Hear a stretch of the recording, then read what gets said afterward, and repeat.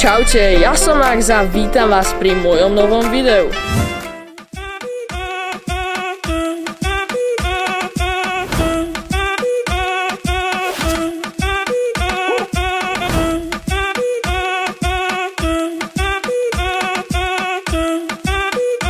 Vážení diváci, dnes sa mi podarilo dohodnúť rozhovor, na ktorý som čakal už strašne dlho. Je tu so mnou človek, ktorý je môjim vzorom na YouTube a v tom, čo robím. Je tu so mnou Boris Pršo, čau.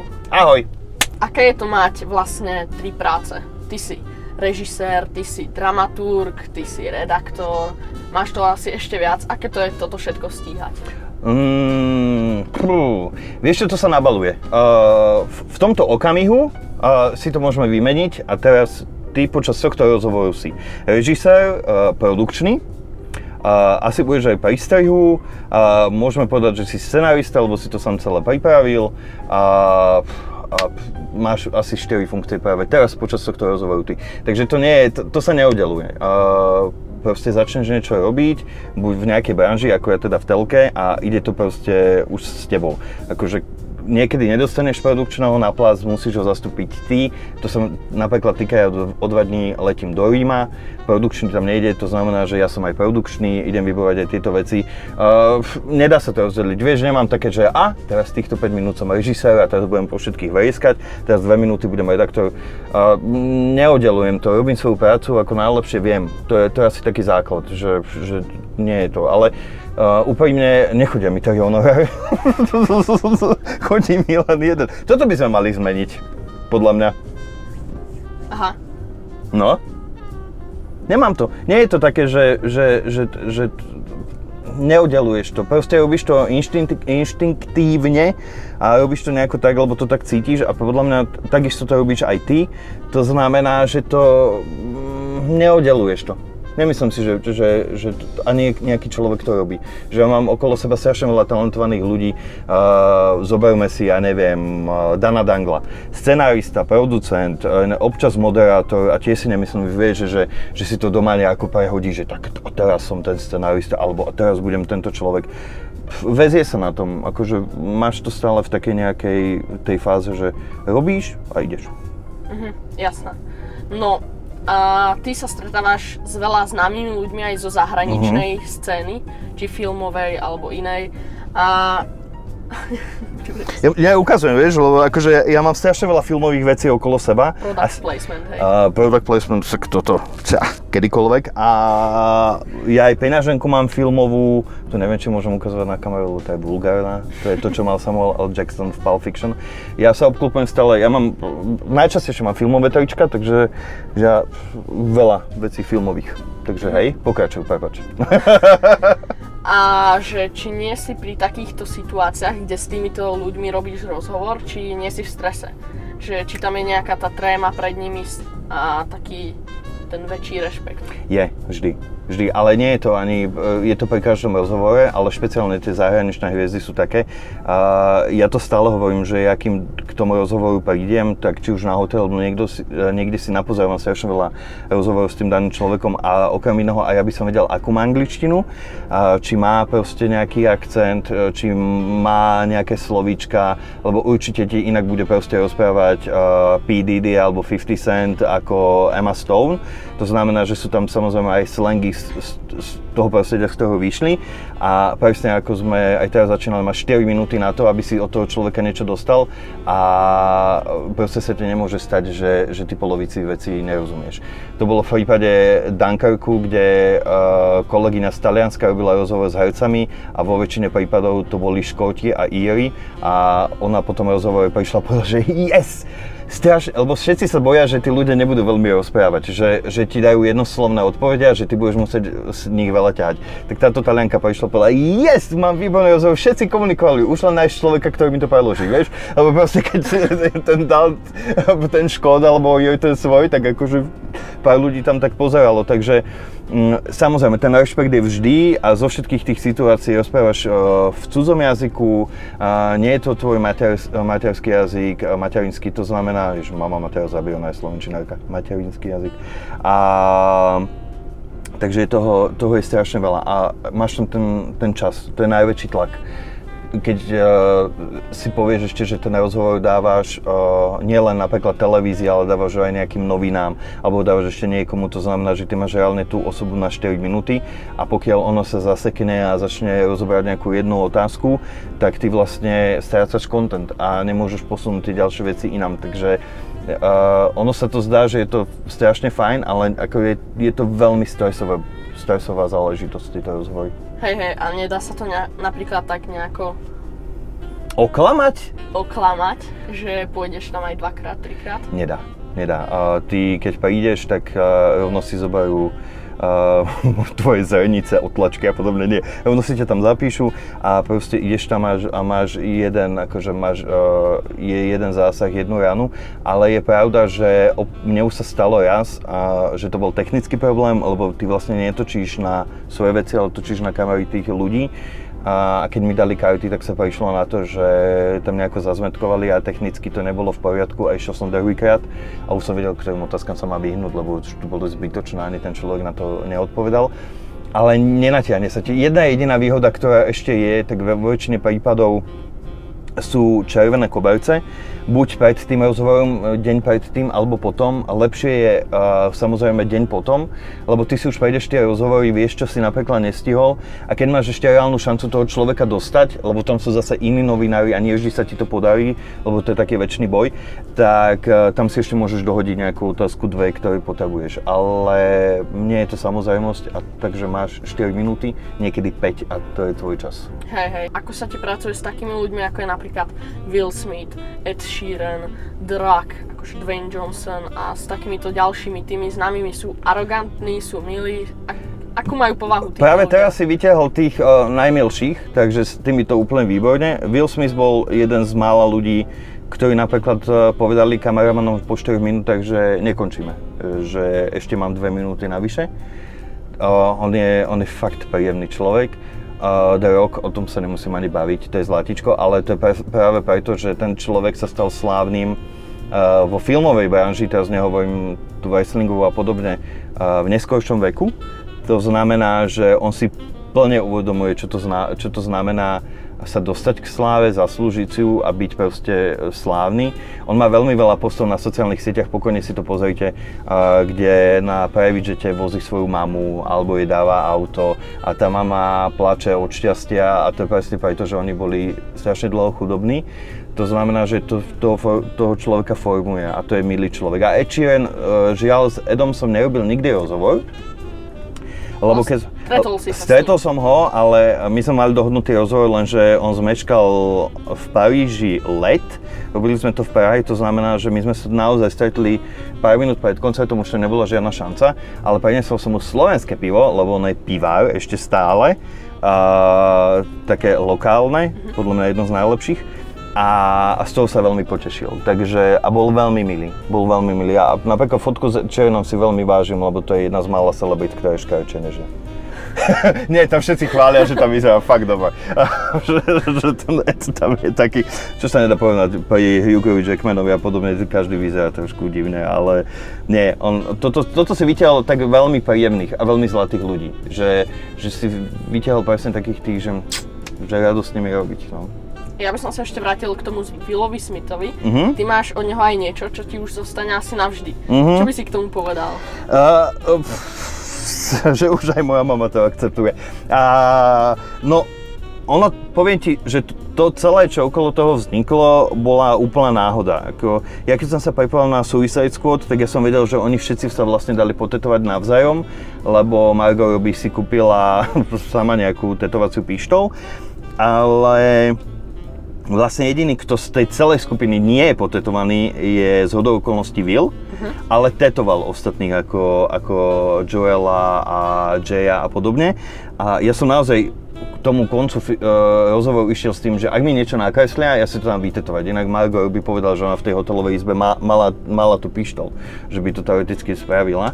A vzniklo to tak, že proste sa do toho zapojili a tak to nejako zafungovalo. A je to veľmi milé a stále to funguje. Ja som vždy bol oblečený, to je úplné tajomstvo. Vždy som chodil na rozhovory v obleku. zo začiatku a kravatička a všetko, ale ja som potom postupne času zistil, že a nielen tieto tetovania, ale aj tieto tetovania fungujú na tých ľudí, že sa na to pýta. Každý jeden, to znamená, že už na tej rozhovore chodím v krátkych rukávoch, že vždy mám len nejakú polokošelu, lebo sa mi asi ani nestalo, že by som si tam sadol v polokošeli a niekto sa nespýtal na to tetovanie.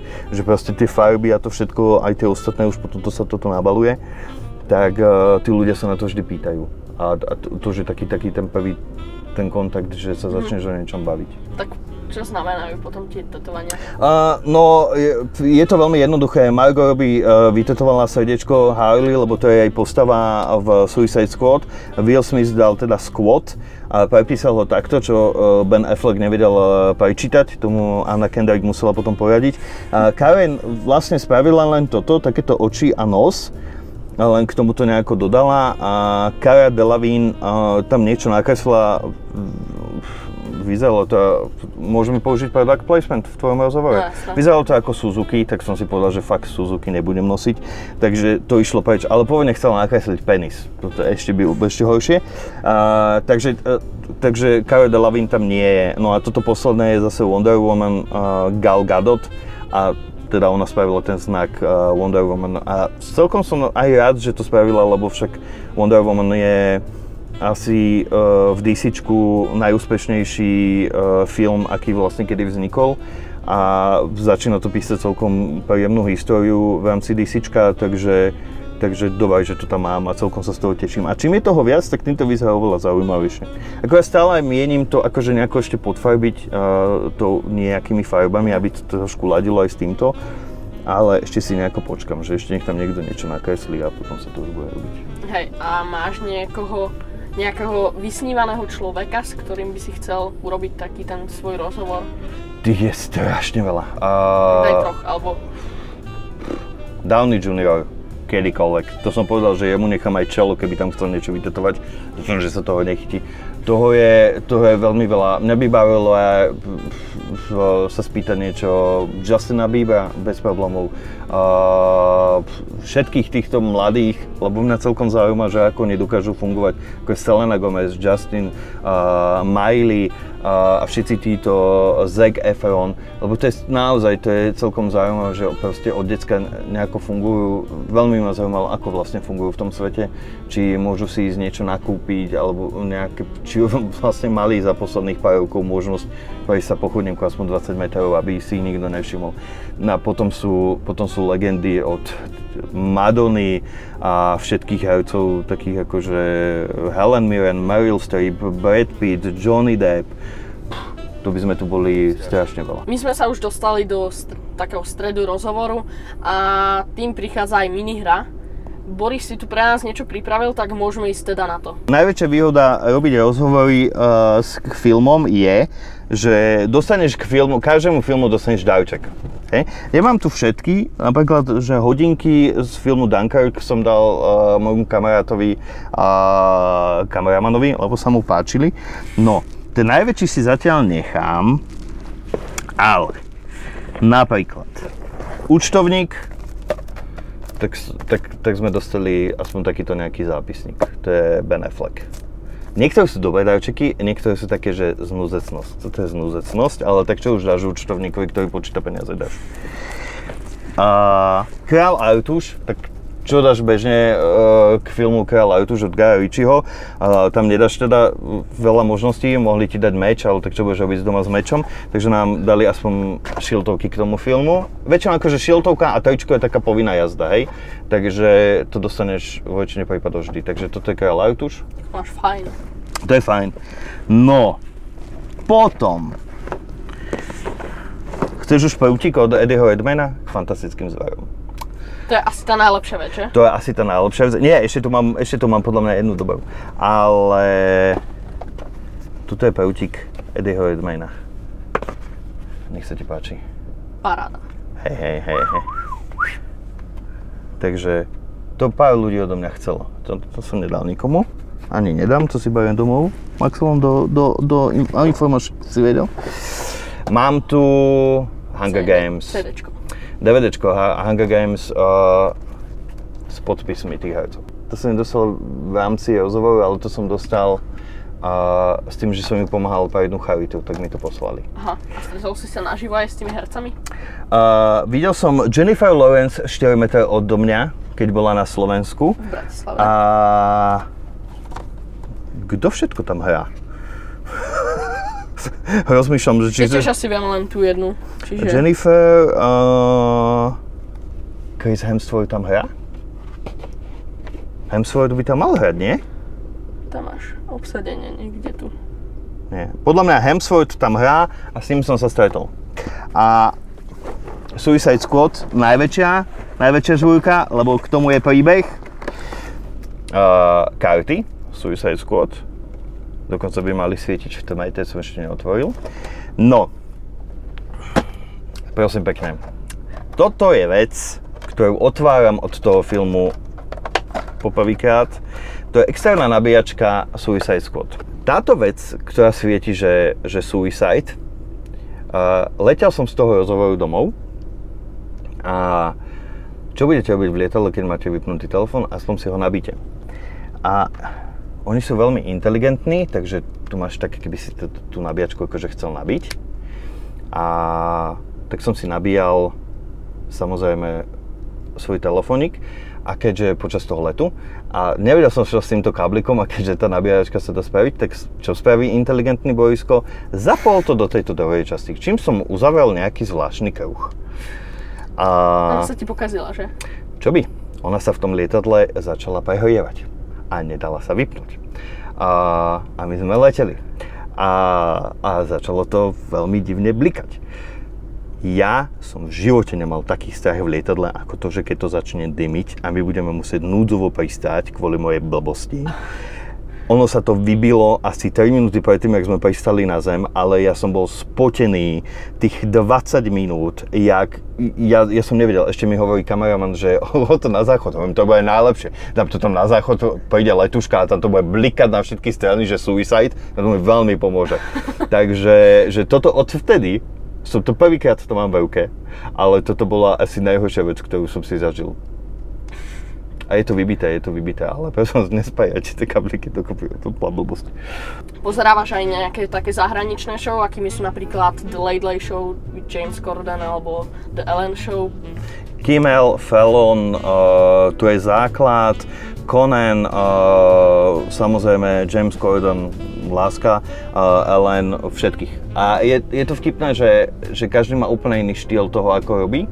Takže ty si vlastne môžeš vybrať, aký chceš byť. Či chceš byť najväčší kamarát, ako je Ellen, či chceš byť jemne sarkastický a robiť trošku aj pranky, ako je James, či chceš byť akože zase v Amerike takisto akože veľmi dobrý kamarát Jimmy Fallon, ktorý si tam zase trošku stavia aj na tých dokrútkach pomimo, kde proste s nimi vymýšľa nejaké veci.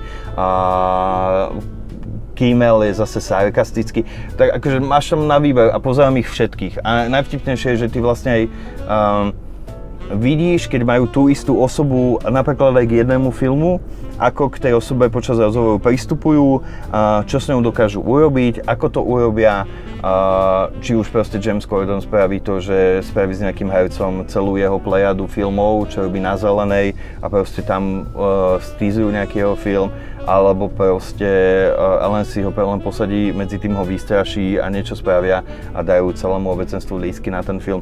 Takže je veľa spôsobov, ako k tomu môžeš pristupovať a je neuveriteľné, že si to môžeš proste pozerať a sledovať. A ešte vidíš aj to, že ako sa bijú, napríklad, že keď niekto dokáže z toho človeka vyťahnuť historku, o ktorej sa nevie, tak ty potom reálne vidíš, že či to ten druhý použil alebo nepoužil, alebo v väčšine prípadov si to proste oni ešte ťahajú do nejakej iných liniek, takže pozerám ich všetkých.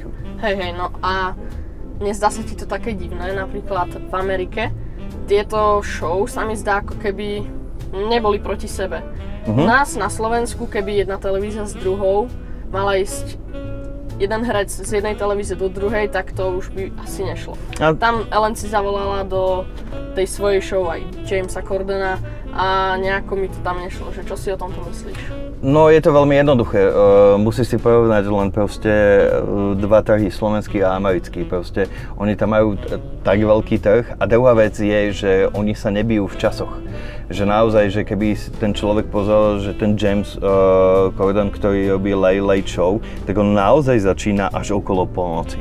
Že to nie je 8 hodina. A Ellen je zase podľa mňa ešte v tom takom tom dednom čase. To znamená, že oni sa nebijú ani časovo.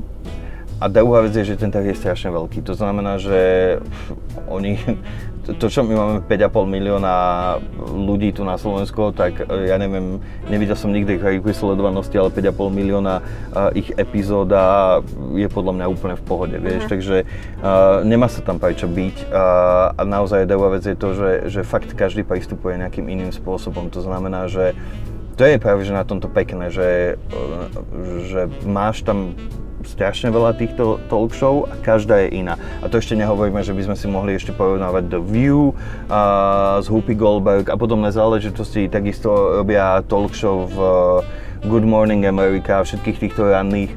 Vlastne tam sa ti točia v tom období stále tí istí ľudia.